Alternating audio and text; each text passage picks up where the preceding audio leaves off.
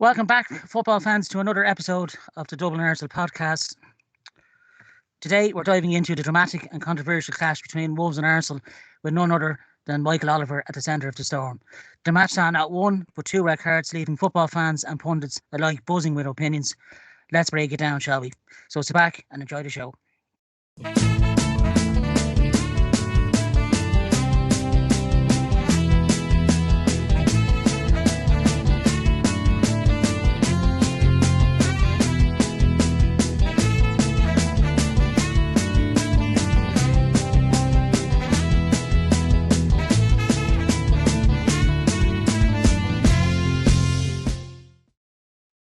My guest this week, our regular gooner, Eamonn Donnelly, and Wolverhampton Wanderers fan based in the UK, Paul Caulfield. Welcome along, but lads, how are you first of all, Eamonn? Evening, Jonathan. Evening, Paul. We just found out there that Beethoven had a pet chicken. And he got rid of it. He kept going, bok. Woof, got rid of it.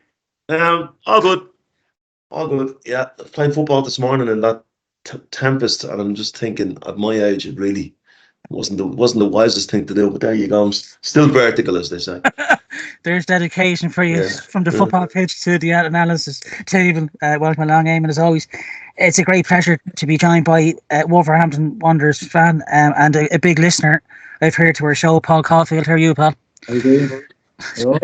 Great to have you on board after yesterday's result. Yeah. And as always, there's going to be plenty to discuss and debate, so we might as well crack on into the review as always. 1-0 to the Arsenal. The only goal scored by our very own Ricardo Calafiori, second of the season, and quite a strike it was. But there was two big talking points in the match involving red cards and, of course, involving Mr. Michael Oliver as always. He sent off 8 Arsenal players in his career to date, 3 more than any other club. First and foremost, let's talk about those red cards. What were your initial thoughts on Michael Oliver's decision to show 2 red cards during the match, Paul? I think they were a bit harsh to start off with. I mean, where I sit at the match, it's a bit far back, so it's hard to see the actual tackles. But I've watched the highlights again since, and you can see what he's given them. But yeah, they're a bit. I said yellow cards, perhaps, but yeah. Did you feel, regarding the Arsenal red card, Paul, do you think that should have been a straight red card, or at least a yellow card? What was your opinion? Was it as bad a tackle in the pit? At the game, I've got to admit, it didn't look too bad. But then, when I've seen some stills and the highlights afterwards, and it always looks worse when you look at it on the telly and they slow it down, and you sort of see the players' studs on Doherty's sort of leg. It looked worse in that situation, but it didn't look too much on the day, in real time. And then for our one, it was similar, I suppose. Didn't look too much, bit of a silly tackle to do with that, in that position, but he didn't need to make that tackle. But yeah.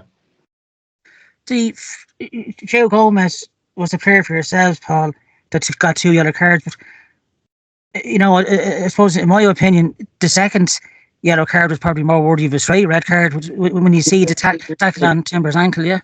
Yeah, a few people said that. And again, when you slow down and you look at it and you think, it does look a bit nasty. Yeah. But it was a stupid tackle. He didn't need to make it.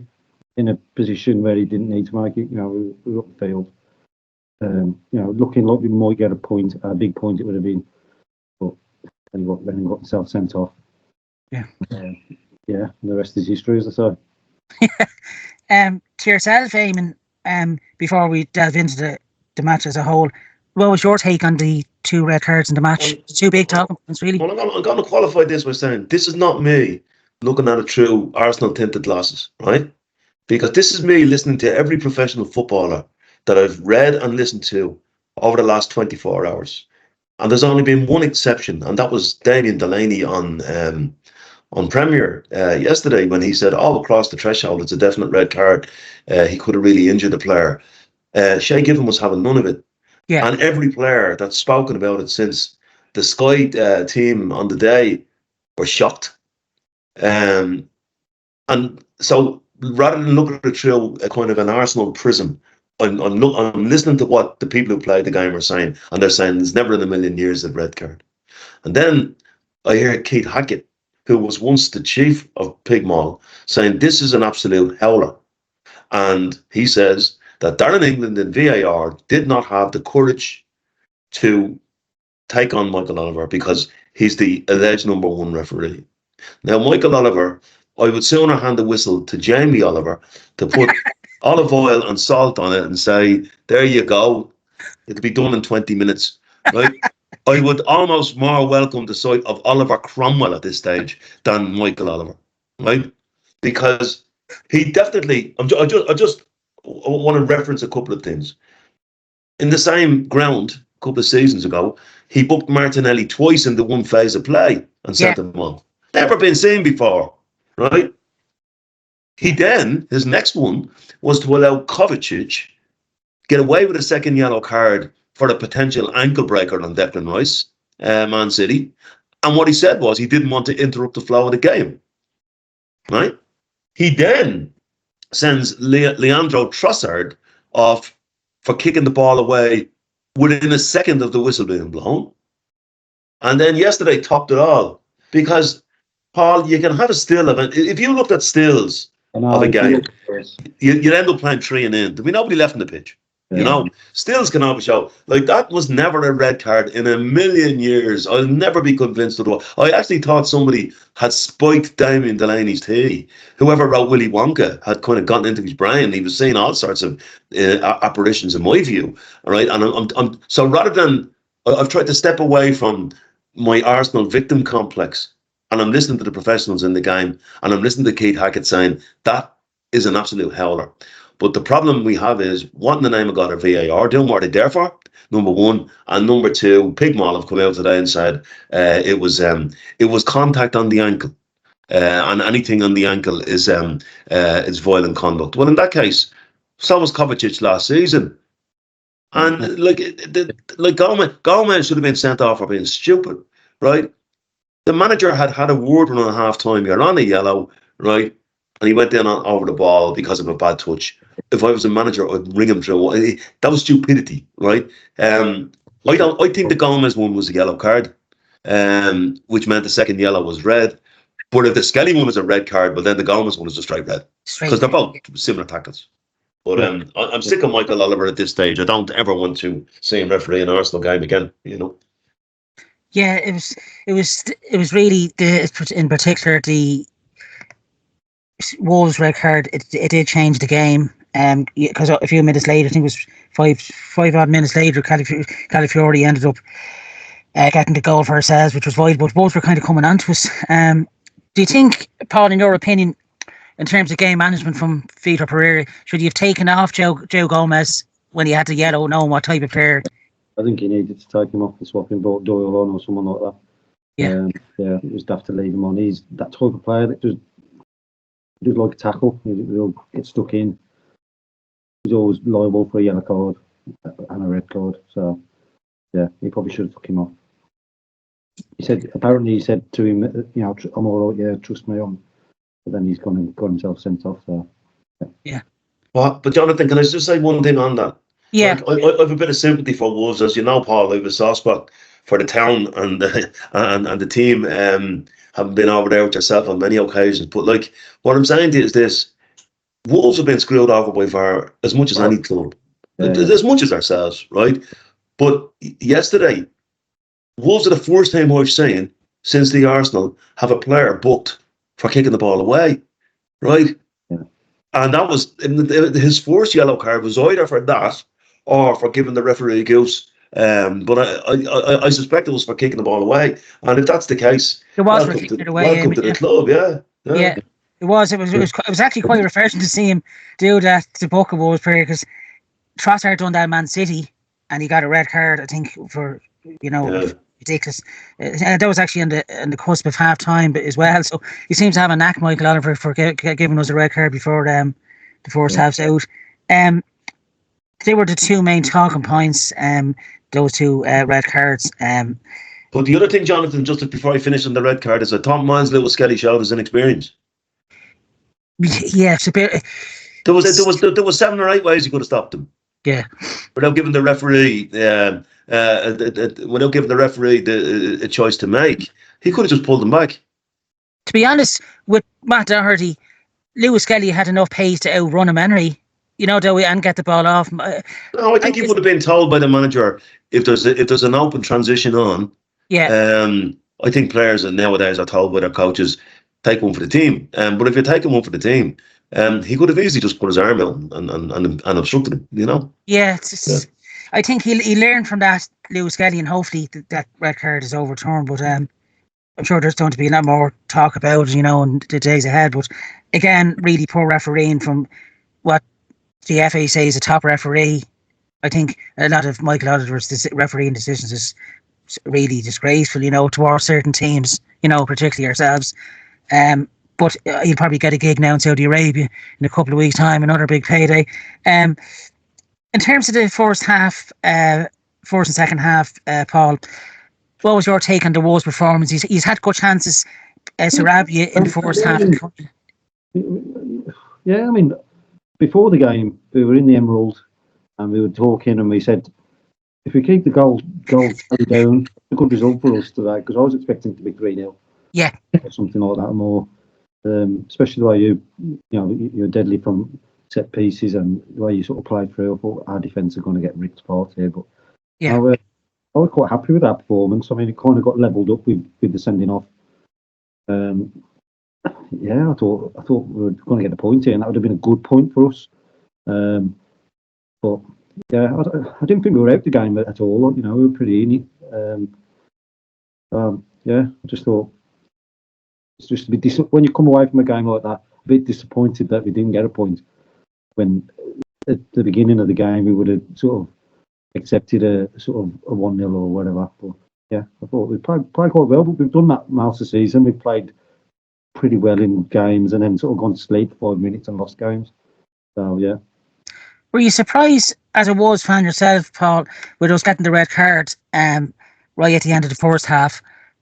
I thought the way Arsenal came out in the second half, we weren't going to sit back even with 10 men. We went for really strong. Were you surprised with fellow Wolves fans that how quick and sharp we came out of the blocks in the second half? Not really, because just the way you play and the way we've been playing, I think we were still a match for us even with 10 men. Really. Like I said, I would have took a point all day because that was sort of played into our hands, the 10 men. So when Joe Gomez got sent off, very disappointing. But yeah, I mean, we've not been great this season. I mean, I had my 2 tickets in the car on the dashboard, and someone broke in and left 2 more. That's how bad we've been. There's one for you. In terms of, I know Monday night you were beaten by Chelsea 3-1, and a lot of the media and the press were on Mateus Cunha saying his body language was really poor. And do you think with the deadline of February the 3rd, Paul, coming up, the transfer deadline, do you think there's a chance of Cunha leaving, or do you think he'll stay for the rest of the season? I think there's him in the January transfer window. Do you think so? Yeah. I think they'll be up there. Yeah. I think season tickets chucked in and everything. They go mad. I mean, I'm not saying it won't happen, but surely they can't do that. But yeah, never know really, especially with these lot in charge. But we'll see. Hopefully not. I mean, really, we need to keep hold of him if we got any designs on staying up. But he looks a frustrated player at the minute. Yeah. But we'll see. Yeah, he had a couple of chances there yesterday that caused David Raya a bit of uncomfortable, but he made a really good save from him. To yourself, Eamonn, a really important 1-0 victory at Molineux. It's always a tough away fixture anytime we go there. What was your analysis on the first and second half of that fixture, Eamonn? Well, I thought we were controlling the game. With Wolves had a plan that if they were going to try and play out through our press, that they were going to switch wings and get an overload, and it was quite successful, And the move for the what's his name, Sarabia chance. Yeah, it was the run down the wing was incredible, and then the quality of the cross at that pace. I think Sarabia just had to touch that, just guide it. I think if he guides that Raya is planted. A bit But like he tried to against Tottenham last season, wasn't he tried to take the bladder out of the ball. he? Do you remember when balls had bladders, Paul? Do you remember them? Yeah. Yeah. You could take the bladder out and head it.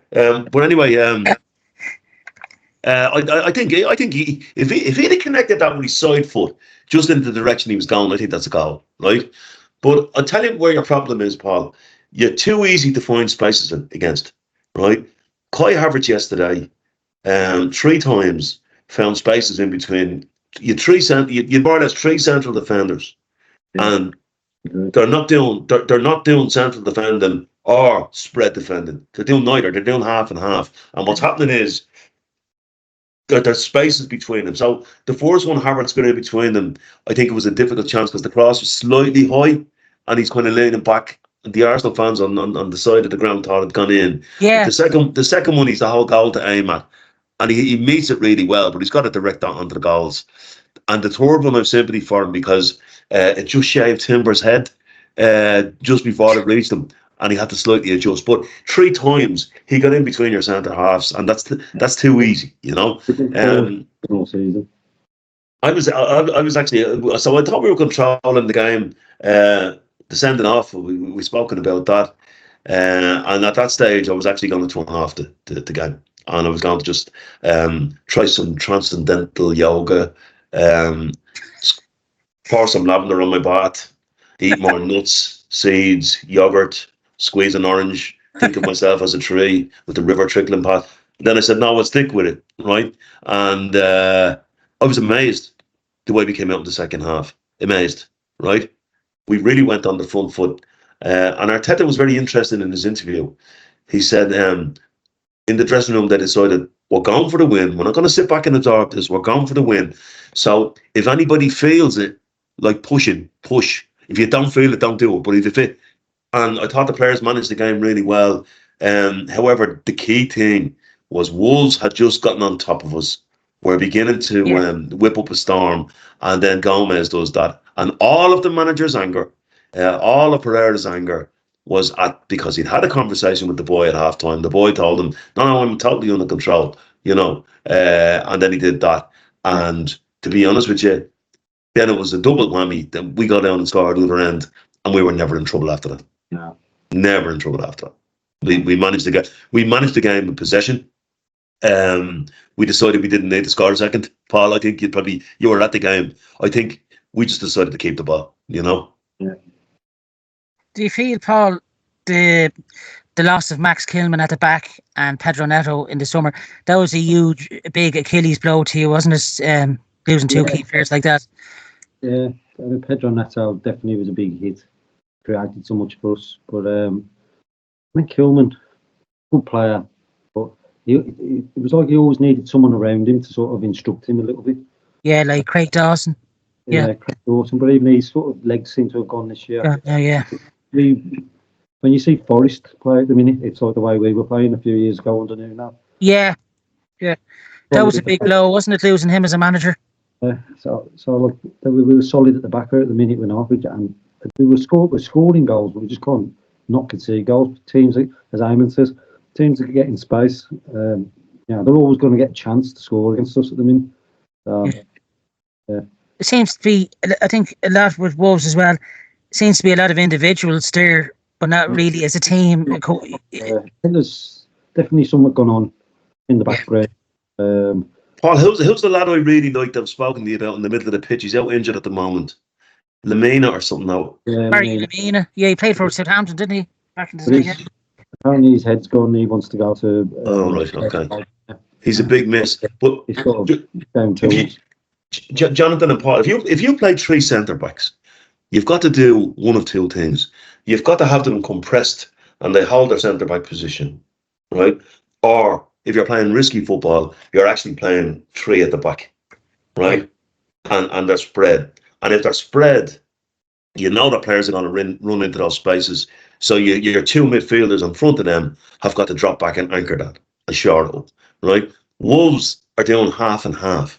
Yeah. Like they're not 3 compact centre backs, or they're not 3 wider base centre backs with 2 sitting in front of them. They do neither, and the spaces are too easy to find. I think anyway. Looking at it, that's what I thought. I thought Arsenal, considering we hadn't got Martin Odegaard, who's our main playmaker, and Bukayo Saka, the two most creative players we have, I thought we found it too easy to get space yesterday. Declan Rice had a field day running into space. Yeah. I thought one player that did impress me for yourselves, Paul, was your goalkeeper, Josie Zaha. He kept you in it from one header in particular from Kai Havertz. He gets down. He has games where he can be a great keeper, and then he's got games where he can, he can be calamitous, isn't it? Yeah, I mean, some fans wear him and they've shut a shout for him to be gone and stuff. I think he's a good goalie. Some of his distribution not always the best. I do think as a goalkeeper he's decent. He's good at it. Yes. I'm not sure about his plates. He's plating me. His feet are. It takes him a while. It takes him a while to get the plate sorted out, doesn't it? He said he wouldn't be the quickest like our own David Ray. Yeah, I think though, Eamon, we were mentioning on the preview show the big lad up front, Jurgen Strand-Larsen, him going off after half an hour, that was a huge blow to Wolves, wasn't it? As a target man, if anything, he's great at holding the ball up and quick-footed as well, isn't he? Yeah, he was worrying Saliba, when the ball travelled in that direction, all right, Yeah, you've lost your last 4 now, and you've shipped 10 goals, scored in 2. Paul, do you think? I think you're fortunate. Me and Eamon were saying this on Monday's show. I think you're fortunate that there's 3 worse teams below you. Yeah, definitely. Do you think? We won't go down, but we're better enough to go down. But notwithstanding the fact Leicester won today, No. It's great to see 7 sisters in a relegation battle now. It could be goodbye Spurs this season, thank God. Well, I think Wolves are too good to go down. Yeah, there's too much quality, Eamon, isn't there, in that squad? Yeah. I think we've got 2 or 3 hard games now coming up, which I'm not expecting us to get any points from. Yeah, but Aston Villa, Liverpool, Bournemouth, and sort of maybe hopefully move a little bit away from the bottom 3. Would you like a good FA Cup run, Paul? Would that be a distraction? A welcome distraction. I'd take stopping up over a cup run, but whatever comes. Cup run's always nice, isn't it? Yes, tell us about it. Yeah, sadly it won't be for us this season. You've had quite a few Irish players playing for Wolves, Paul, down the years. Who stood out for you of all damn players that played? Has to be Stephen Ward, doesn't it? Robbie Keane was great when he come on the scene. He was good. You could see he was going to go for Dennis Irwin was brilliant when he came. Even though he was 36, 37 when he played for us, he was brilliant. Who else? Kevin Doyle. Doyle, yeah. Stephen Hunt. Yeah. Stephen Ward. I always liked Ward, he was good. Sometimes he used to get a bit of stick sometimes off some people, but there's always one that gets a bit of the dog's abuse, and I think some fans didn't take to him, but I always liked Ward. He gave 110%, Mark Kennedy was a good player for us. Yeah, Mark Kennedy, yeah. He scored in the championship final, didn't he, for us against Sheffield United at that time? Yeah, that's right, yeah. Irvin was different class, and probably the 2 that really stood out for me. Yeah, I think Irwin played when Paul Ince was still there. Is that right? Yeah, come the same year, yeah. You nabbed a few good ones down the years, yeah. Even Matt Doherty, since he's come back as well, he's kind of like Stephen Ward. He gives 110%, doesn't he? Yeah. Matt Doherty and Stephen Ward. We are bows. Always believe in your soul. Yeah. Paul, you might as well fess up. You might as well come out of the closet now. Big Bows fan is Paul. I'm a big Bows fan for sure. That's what we like to hear in this show. Paul and I were at the last cup final Bows played in. Paul was with me, I think. Yeah. Yeah, there's could be playing Wolves in European football next season. Over the way, leg. Oh, no. Yeah. The things I get up to, the adventures I get up to with Paul, was the first and only time in my life after that cup final I had one of those things in the Chinese they call the spice bag. They're heavy duty now, Yeah, it was heavy duty. Yeah. You were in Eamon's favourite pub yesterday, were you? The Emerald, is that what you call it? From Wolverhampton. The Emerald. I meant to say on the preview show, I was over for Paul's 40th birthday party. And the following night, we were out in a few pubs and we went back to the Emerald. And this lad, he took out his teeth, right? And he just put them on the table and left them there for the night, for a good keeping. Like, it was that matter of fact, Desi's teeth.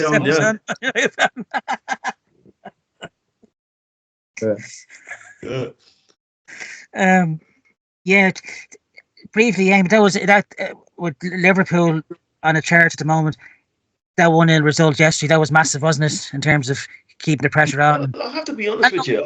I don't think we're catching Liverpool, Jonathan, right? Too many bad things are happening to us.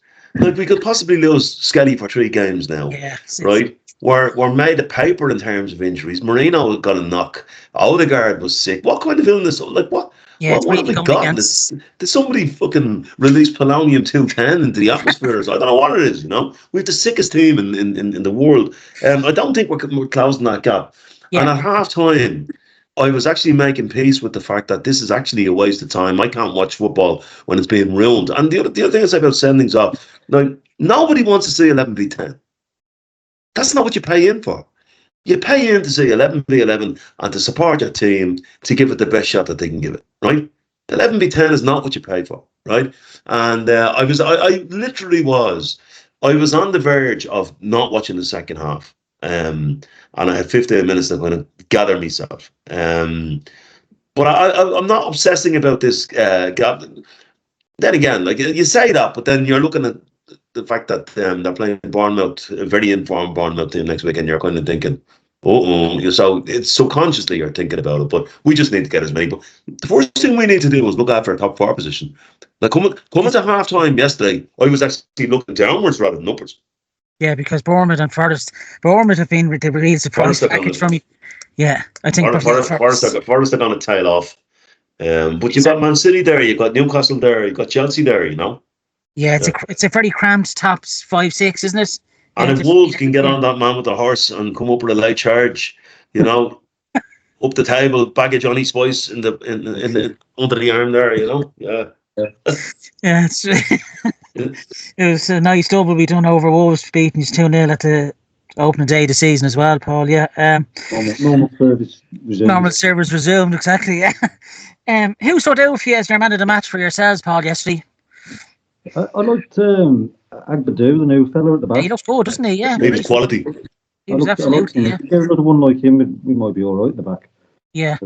Yeah, I liked him. He played well yesterday. I thought he's fast and strong and reads the game quite well and wins stuff in the air, which we seem to be missing this year. Put a couple of good tackles in as well, So yeah, I liked him. Maybe yeah, were you disappointed seeing Gary O'Neill depart, Paul? Because he done a terrific job last season for you, didn't he? But it was like he got the job done early. It was safe, and it just stopped. They didn't win a game for ages. Yeah, I'm not sure what's going on. It's like as if he sort of lost the dressing room or something. The players are not playing for him, or perhaps he's given too much information for him to do, and they were getting confused. I'm not sure, but I think the players weren't playing for him in the end. I think that was obvious, and there's frustration and stuff. So I think it was time. In fact, I think he should have gone a bit earlier, in my opinion. A couple of games, 2 or 3 games earlier, maybe even earlier than that. But yeah. Yeah, he's had a horrendous start to the campaign. Like, he's faced the top 6 in their first 8 games. You couldn't have asked for. When you get a difficult start and you lose all damn games, you really are on a slow burner, aren't you? Sadly. Yeah, but then I just think you've got to play every team twice anyway. Yeah. I think it's hard, but and relentless when you seem to play teams like that. You can't see the points coming. Yeah. You've got to play one twice, so I don't know if it'll hopefully get these next couple of weeks out of the way. I think we've got Villa and Liverpool and Bournemouth. There is our next 3 games. Yeah, so you could be. I think the big ones for you, Paul, in March is Everton and Southampton. Are those 2 big ones, aren't they? Yeah, the big games. Yeah, we've got. Yeah. Even Eamonn said it in the the preview show. Gary O'Neill's intensity, Eamonn, was a lot, wasn't it? It's just that it's happened to me. I don't know. I wouldn't. I do get a small bit of inside stuff at the Arsenal through various sources, but I wouldn't have anything at Wolves. I get a little bit at West Ham, as you know, but no, a bit too family. But it just seems to me, if it's happened twice, that he makes a great start with a team and then it goes through the floor. Maybe it's one of these ones where he's a very high octane, high intensity, and sometimes the players choose not to buy out of that. Your reference Cunha earlier on, people were saying we should get in and get stuck in there. If a fella's down on tools and his attitude isn't great, you'd have to ask yourself. Yeah, he's not the. Yeah, is he material? You know, like, I don't know whether you heard Arteta saying that the type of questions that he asked the players about players that they know that they're interested in, they might have played with them at international level. You know, what's he like when we're 2-0 down? You know, does he score goals? You know, when the team is in a bad run of form, all of that type of stuff, you know. Yeah, we've had players like trying to build a character profile. But you were saying about that lad at the back, the new lad, what's his name again? Agbadu. Oh, he was excellent, and he was on the wrong side as well. Like, I was screaming for Martinelli to stop trying to go on the outside of him. Yeah, because he wasn't any joy. Because it wasn't working. And in fairness to Martinelli, in the second half, he got inside him a few times. It actually led up to the goal. You see, if everybody listened to me, Paul, everything would be okay. He's got a bit about him. He's a physical lad. He's got feet. Yeah. He's got feet. Yeah. What other players Paul, has impressed you this season for yourself? Sorry, what other players has impressed you so far this season? I do like Cunha. Cunha's a good player, yeah. Until the last couple of weeks, but yeah. I think his wife's pregnant and stuff like that. I think there's a lot going on with him. Okay. But he has sort of carried us a bit this year. We look a bit lost without him. I like Strand Larson. I mean, some people have said that he's missed a few chances the last few games, but I still think he's good at holding it up. He's got good feet for a big lad. Yeah, hasn't he? Yeah. He's seen a good few goals, you know. Yeah. I think he's decent. We're a bit poor at the back. That's where we've been lacking, really.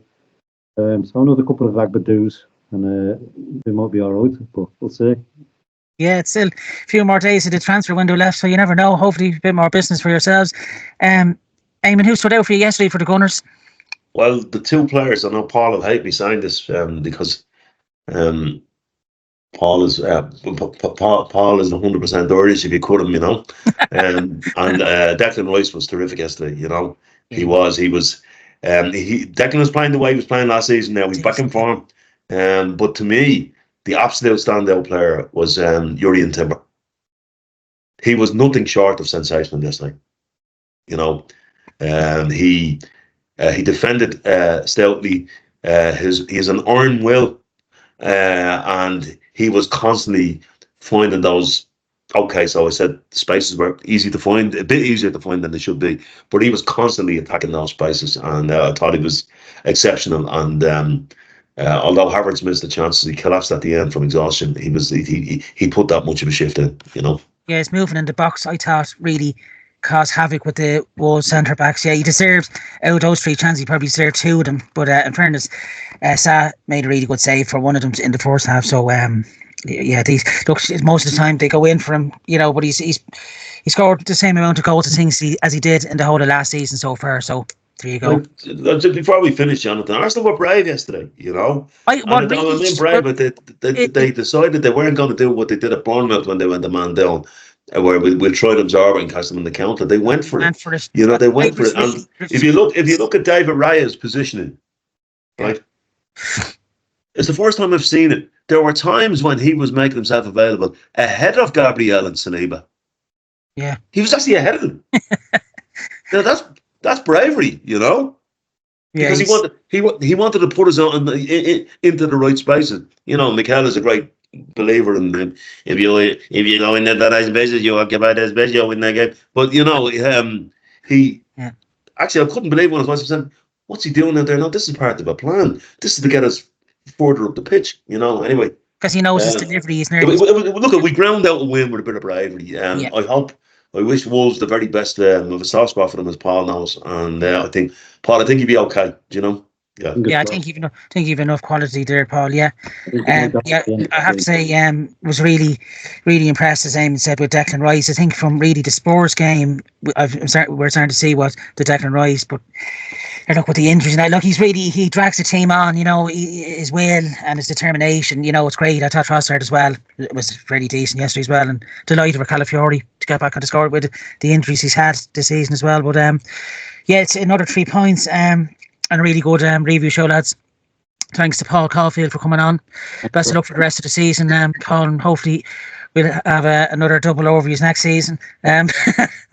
So thanks to Eamonn Donnelly as always. Thanks, Paul, for coming on.